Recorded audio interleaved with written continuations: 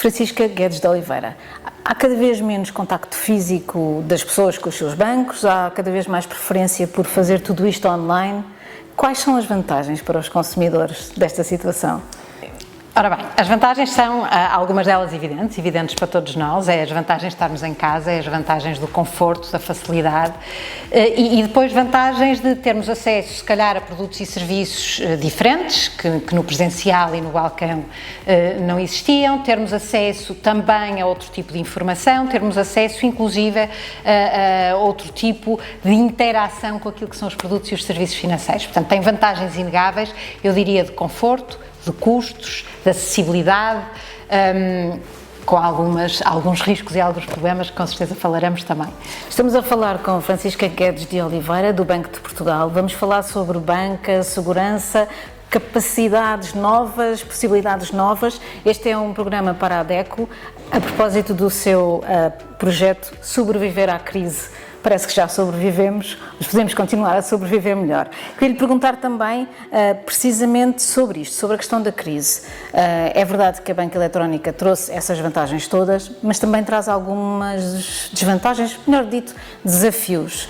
Um deles é, por exemplo, a exclusão de algumas faixas sociais, etárias, etc. Sim, sem dúvida. Os riscos... como em tudo, não é? Se fosse só coisas boas, o nosso papel também era diferente. Tem riscos de, para começar, de fraude. Aliás, a fraude, desse ponto de vista, o uso massivo dos meios digitais e dos meios eletrónicos, que faz parte da nossa vida, não só no que diz respeito aos produtos financeiros, mas em tudo. E por isso mesmo a fraude digital é algo que tem vindo a aumentar. Isso é um risco enorme que as pessoas têm que saber mitigar e têm que saber proteger. E depois o risco da exclusão, como dizia. Nós agora, além de nos preocuparmos com a literacia ou iliteracia financeira, também temos que estar preocupados com a literacia e literacia digital, porque, por exemplo, se eu lhe disser que no último inquérito do qual temos dados, 25% da população não utiliza a internet, mostra-nos bem como há aqui uns riscos muito grandes de exclusão. Faixa etária, é evidente, se nós formos à população mais velha, mais sénior, estes números ainda são mais assustadores, mas não só, mesmo socialmente e em termos geográficos do país, mais uma vez com a faixa litoral e as grandes cidades a serem privilegiadas nestes domínios. Portanto, há riscos de sermos enganados, há riscos de perdermos confiança naquilo que estamos a utilizar, há riscos de termos impactos diretos nas nossas contas bancárias e socialmente há riscos de excluirmos aqueles que já são mais frágeis. Dividindo isso em duas partes, essa questão dos riscos de exclusão, o que é possível fazer? O que é que o Banco de Portugal tem, que mecanismos é que o Banco de Portugal tem para mitigar isso? Nós tentamos, através daquilo que é o nosso plano de formação financeira, e em particular nós temos um projeto que foi lançado em 2023, que é o projeto precisamente da literacia financeira digital, que é um projeto a médio prazo. Nada disto, infelizmente, se consegue resolver rápido e no curto prazo. São temas que exigem aqui uma estratégia bem definida e uma estratégia de médio prazo.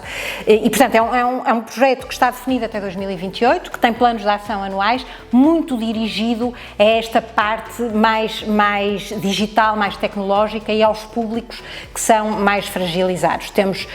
Trabalhamos e temos colaboração com inúmeras associações e inúmeros agentes que estão também no terreno e que fazem um trabalho mais próximo com algumas destas faixas etárias e destas comunidades e, portanto, estamos, no fundo, a definirmos quais são os públicos-alvo que são mais frágeis e mais suscetíveis a serem excluídos pelas questões digitais e depois desenvolver planos de ação específicos, muito dirigidos a estes públicos. Porque tem outro problema, é que muitas das nossas campanhas ou da nossa forma de atuar, por exemplo, uma campanha que nós temos feito muito dirigida a determinados públicos mais jovens, que é o Fica a Dica, que é nas redes, não chega a esse público.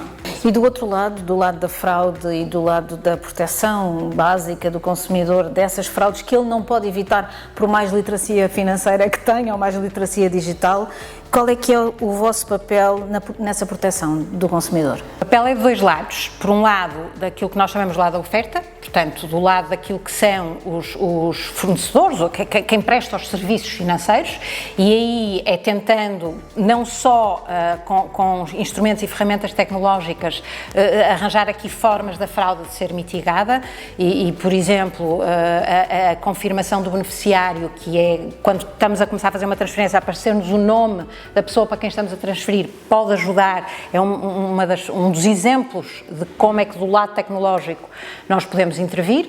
Depois, podemos intervir também com algumas regras, por exemplo, aquilo que é a autenticação segura, para os bancos também saberem e terem essas regras para garantir e ajudarem e colaborarem connosco para que a fraude seja mitigada. E depois do lado da procura. Do lado da procura, que é a parte de formar as pessoas porque isto tem que ser um esforço coletivo. Isto não é Banco de Portugal, não são instituições financeiras, tem que ser um esforço coletivo em que estamos todos muito alerta. E desse lado, do lado dos conselhos, que se podem dar assim de uma forma breve, mas não muito simplista, aos consumidores, quais é que são esses conselhos? Nós podíamos fazer um programa só sobre os conselhos. Há alguns que são mais evidentes. Por exemplo, tudo que tem a ver com a nossa autenticação, as passwords, a forma como nós acedemos às plataformas, tudo isso tem que ser nosso. Não pode estar numa mensagem, não pode estar num e-mail, não pode estar escrito num papel, e tem que ser suficientemente complicado e complexo para não ser fácil chegar lá. Isso é um daqueles exemplos que nós falamos com os jovens, então, os jovens que quase que põem tudo online e público, é a privacidade daquilo que é as nossas formas de segurança.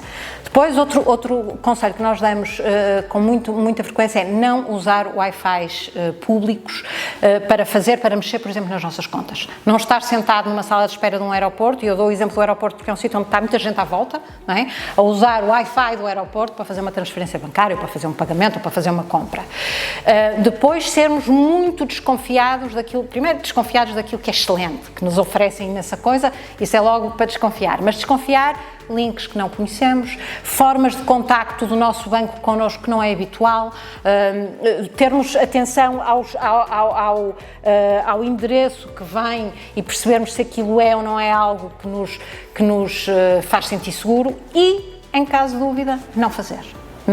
Entrar em contacto com o banco, entrar em contacto com a instituição e só a partir daí é que nós devemos agir. Portanto, há de facto um conjunto de comportamentos e de atitudes que nós todos podemos ter, até porque há uma parte que é engraçada, que é, nós falávamos há bocado que as pessoas mais séniores são menos letradas digitalmente e, portanto, com um maior risco de exclusão, mas com os jovens temos o risco ao contrário.